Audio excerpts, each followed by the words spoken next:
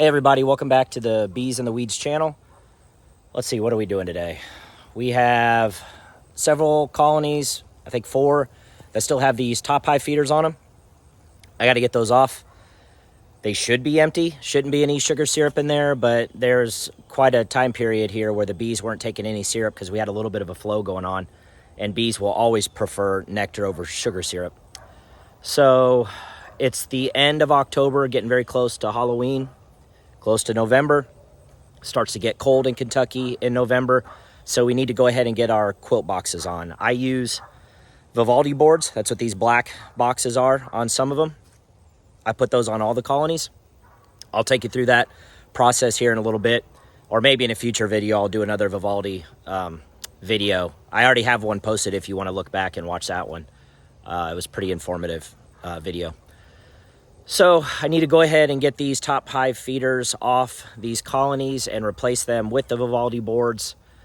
And what else? So still doing mite treatments. I've done 2 rounds a week apart. I need to do 2 more rounds, so I'll be doing that shortly as well. Just trying to think. I've got all the IPM boards in the colonies because I use screen open bottom boards. So I've got the IPM boards in. I think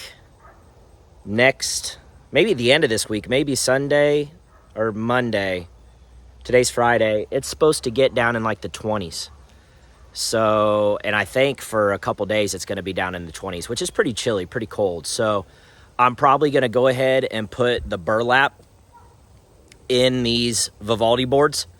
I may have to turn around and take it right back out if we get back into the 70s, because it's kind of been unseasonably warm here for like in October. We've had some pretty nice 70, mid 70 degree days. I think it's like today it's 75 out here right now. So, and it's October 27th. So still fairly warm. Gorgeous out here though, with all the colors from the leaves. The trees are dropping their leaves. So that's really what I have on the agenda today. So I'm going to go through these colonies that still have the top feeders on, pull those out. Hopefully there's not too much of a mess. They didn't comb it up too bad. If they did, I'll go ahead and clean them up, scrape that comb out, and then go ahead and get the quilt boxes on these colonies to get them ready for winter. So here we go. All right, let's go ahead and get started with this first colony.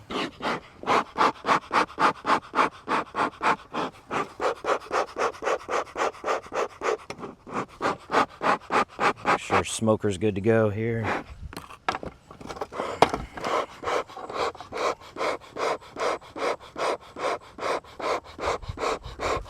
Good. Okay. I do love this time of year though, folks. This is fall is my favorite season. I love the lower humidity, the cool temps. It's just perfect. I'll take it any day over hot summers, or I do prefer the cold. People think I'm crazy, but I like cold winters more than summertime. Maybe it's all the time that I've spent sweating my butt off in this bee suit. Okay, I am going to go ahead and glove up today because with it being late in the season like this, there's little to no foraging activity going on with the colonies right now, and I have a feeling they're not going to be super happy to see me today, which is fine. So I'm going to go ahead and just throw some gloves on. I don't really feel like dealing with angry bees today.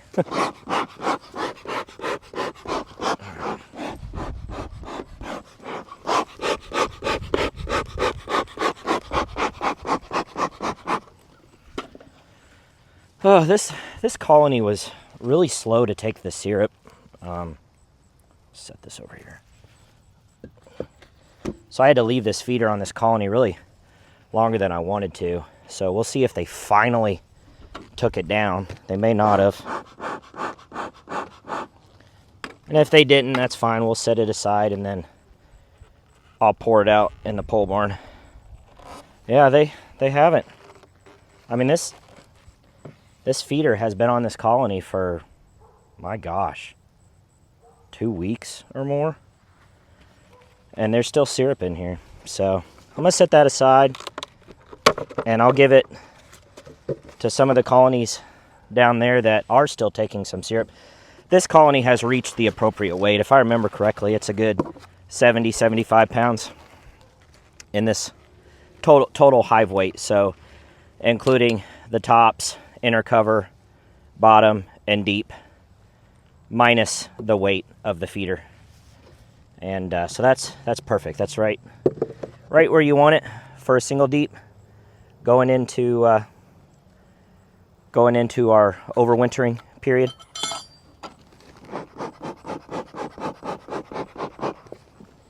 Go ahead and take this out. This colony's not that big. Definitely one of the smaller colonies, which is fine. It's got a new queen in there, so I suspect this spring she will come out rearing to go. So that's the hope anyway. So let's go ahead and get this off. And I'm just gonna, like I said, there's syrup in here, so I'm just gonna set it to the side. Maybe over here.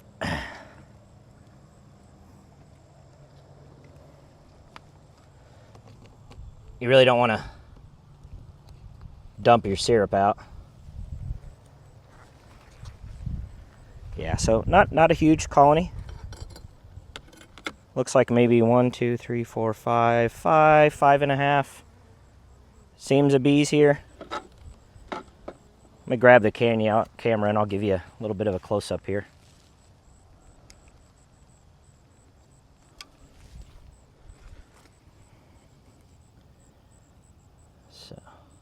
So if I zoom out here, you can see 1, 2, 3, 4, 5-ish seams of bees here. And they're actually quite calm. I am going to smoke them because I want to scrape. I want to get that burr comb, or that comb off the top of these two frames here. Got a few that are feeding. Come on, you're supposed to not like smoke. Well, she seems like she's just like immune. All right, let's go ahead and get this cleaned up a little bit.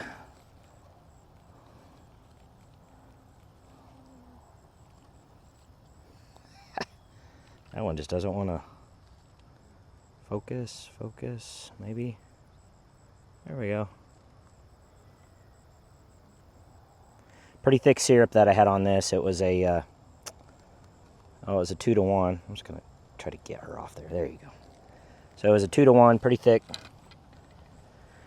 And they've been storing it, like I said, I mean, just in the 5 frames here, there's 70 pounds. So these frames are chocked full of food and not brood. So again, we're going into that time period where it's very low brood, minimal brood, or no brood at all in these colonies.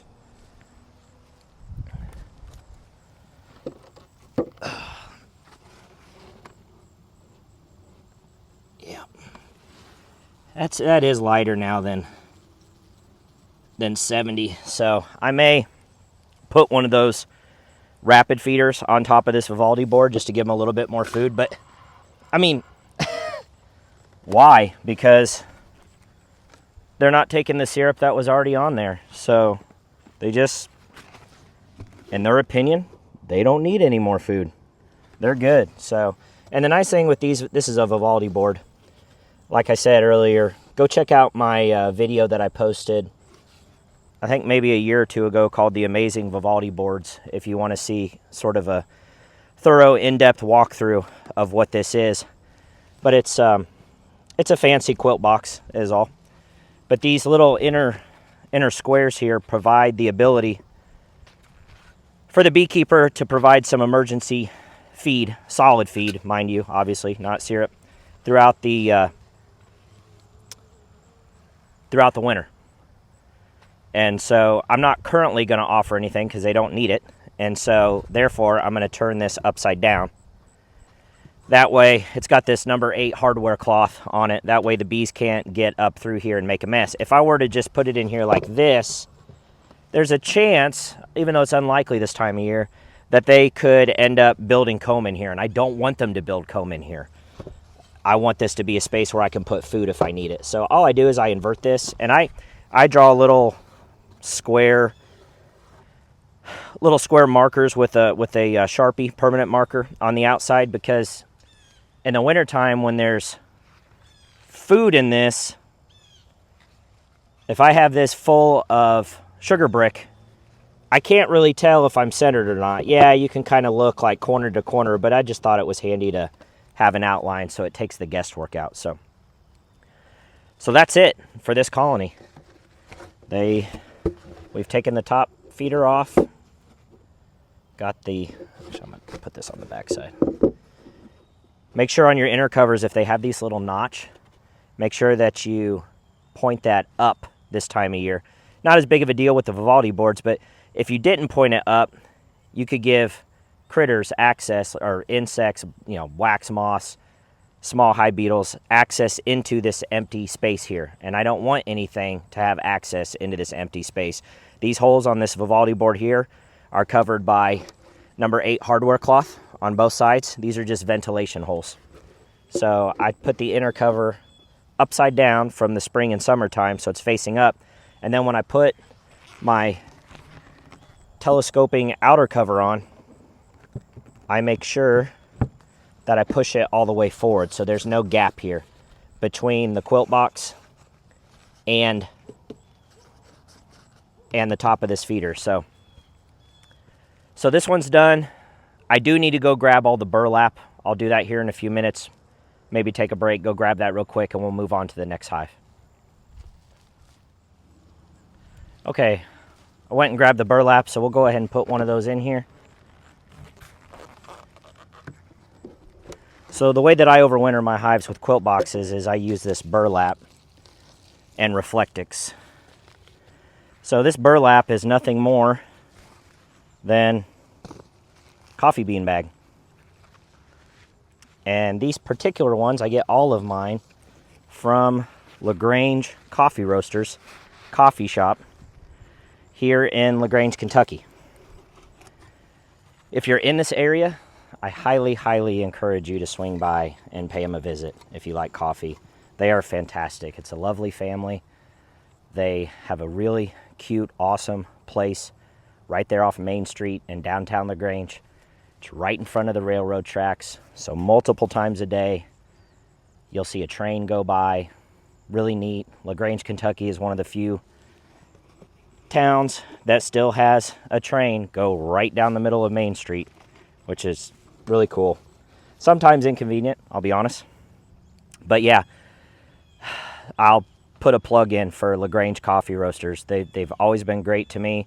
They're customers of the honey. They buy lots of Bees in the Weeds honey, and they give me these burlap sacks to use not only for insulating the colonies through the winter, but also I use that burlap as smoker fuel also, because burlap is awesome for a smoker. So again, if you're in the area or if you ever visit LaGrange, Kentucky and Oldham County, pay them a visit. So what I do is I just fold it over twice. So there's 4 layers here, and I obviously put it down, and the Vivaldi board fits perfect in terms of the dimensions. I don't have to make any cuts. Air can get through here, but it helps to wick away any of the moisture that comes through the wintertime when the bees cluster together and they exhale and there's vapor in their breath and it rises to the top. These will get a little damp sometimes through the winter. Perfectly fine, perfectly normal. It's doing its job. And it does provide a little bit of an R factor in terms of a thermal barrier for the heat that inevitably rises to help keep the cluster warm throughout the wintertime. And this really helps sort of seal it. So I put this Reflectix on top of that, and this helps push the heat that rises back down into the colony. It keeps it in here. And these ventilation holes, the cold wind air, of course, in the middle of the winter, it's really dry. There's not a lot of moisture in the air. This helps wick the moisture out. So as wind blows through these holes, it'll pull that moisture that's in these burlaps out of the colony, which is really important. So bees can handle cold. They can handle really, really intense cold. There's beekeepers that live in parts of the country that you would think, how in the world are there honeybees in this area? It's the moisture that kills them. So it's the the evaporation from their breath, if that's not properly evacuated out of the hive, or there's not proper ventilation, and you seal the hive so well that that evaporation can't get out, it can pool at the top of the ceiling inside the colony and freeze. And then if you get a warm spell and that thaws, all that ice cold water drips on the bees and kills them. So I really like these Vivaldi boards. It's a little bit of an overkill for this area.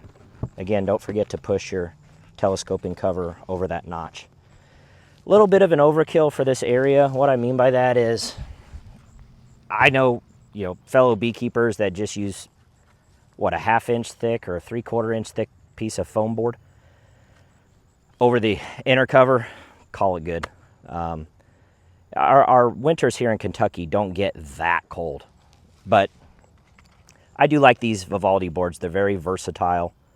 I do like the fact that they can allow me to easily feed emergency food during the winter if the colony is really blowing through their food storage. It's a real easy way to feed them sugar brick through the winter so that they don't starve out. So good stuff. So this colony is officially ready for the winter. Like I said, I may need to do a little bit of supplemental feeding, but they're not taking what I'm offering anyway. So I think they're good. So I'm facing the brick sideways, which tells me good to go. So let's go ahead and move on to the next colony. Okay, let's go ahead and knock the next one out.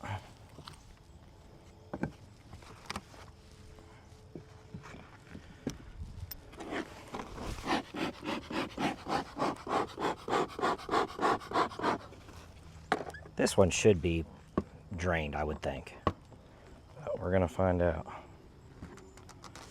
Oh boy. Man, I hope we don't have too much of a mess on our hands. I just see where they've combed this up. But hopefully it's just the middle of the feeder that they've combed up. Hopefully. All right. Yeah, not too bad. All right, let's look for our queen. Unlikely, but you never know. I don't see her. I'll go ahead and get this off.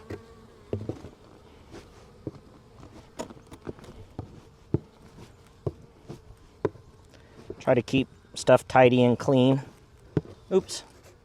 Well, that was some nice clean wax till I dropped it in the dirt. Oh well. Set that aside and we'll save it to be melted later. Okay. Looks like they got some more comb for me too. Some nice clean comb that I'll end up stealing from them. Sorry. And this one is empty, so that's the good news. So I'd like to smoke all the bees out of here best I can.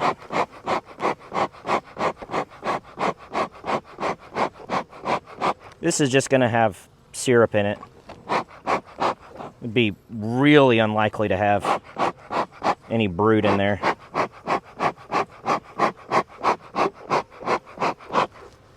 So let's go ahead and pull this out so we can shake them better.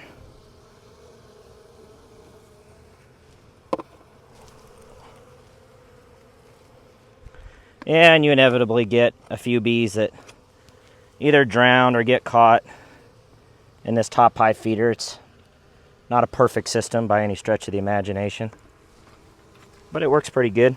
Get these bees out of here.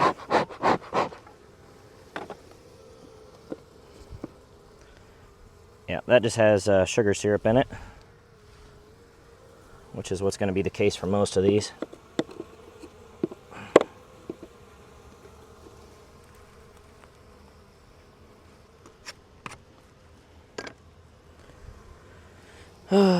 I'm just quickly scanning for the queen. You never know. Can't be too careful, especially this time of year when you get no choice to replace her.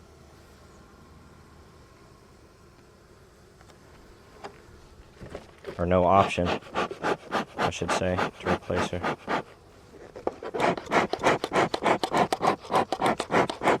Okay, I'm going to have to open this and shake them out the best that I can. Oh boy. Yeah, this is a bigger colony.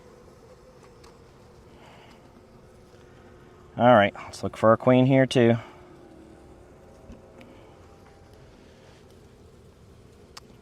Do do do do do. And the easier thing to do will be to clean this up in the shop. So I'm just going to try to get as many bees off of here as I can. Take the top high feeder back to the shop and I'll clean it up in there. No sense in trying to do it out here out in the open. Go ahead and try to shake as many bees out of there as I can, and bees out of there. Just got to try to get them out. Make them mad. There we go.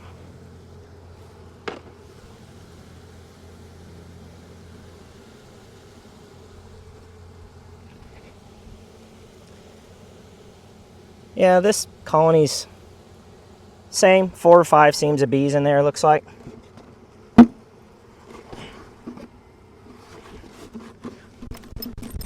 Hard to get them out of that in the middle there where all that comb is that they drew. They don't want to get out of there. They're all several of them are taking a defensive posture where they have their butts up in the air and their stingers out. Let's try to see if I can show you on the camera here in a minute. It's not the greatest thing to do to be banging on a box like that, but I'm just trying to get as many bees out as I can, folks. So here, let me show you this defensive posture I was talking about.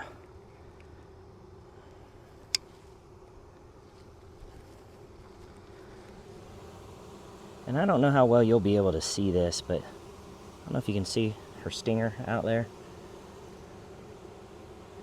It's out. And here, oops, she's got her stinger out.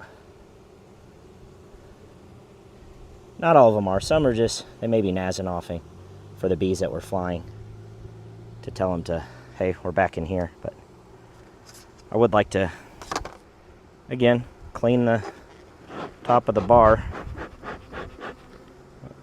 Put the camera back on the stand here. All right, let's get that cleaned up.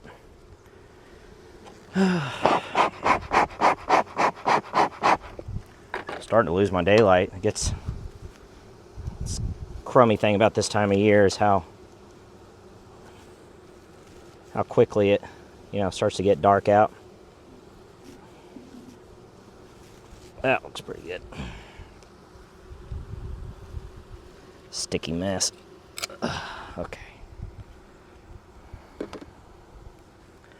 All right. Well, that was easy. So, let's go ahead and put the top on. Oh, I'm sorry. We need the Vivaldi board, don't we? What am I thinking?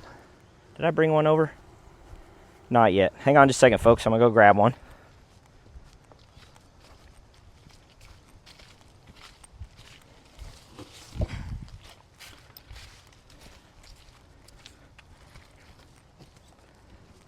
All right. And again, the little notch here on these Vivaldi boards goes towards the front because that's an alternate entrance for them. It's really nice. In the wintertime, if it snows and their primary entrance gets plugged up with snow or ice, then they have this alternate entrance on the front of the Vivaldi board there where they can still get in and out of the hive. And I've seen that absolutely come in handy where the bees need to go take a bathroom break. Decent weather in the middle of the summer or something, a little bit warmer, so they can go take their cleansing flights. And if there's still ice that hasn't fully melted at the front entrance yet, they're able to use that alternate entrance to go outside. So that's worked out well. Okay. And every year I do this, it's almost like I don't know, it's a little bittersweet because you know that another year of beekeeping is going into the books. And, as beekeepers, we like we like coming out here and spending time with our bees. You know, it's one of the reasons we got into it, to help them. And I don't know, this time of year when you know it's about to be a, oh gosh, 1, 2, 4 month, 5 month period of relatively little beekeeping activity with your bees. Trust me, there's usually 800,000 things to do inside the shop. Building new equipment, repainting, cleaning things, all sorts of stuff. Trust me, it's not like there's a shortage of things to do, but you don't get to be out here with your bees while they're clustered for the winter. This one needs burlap.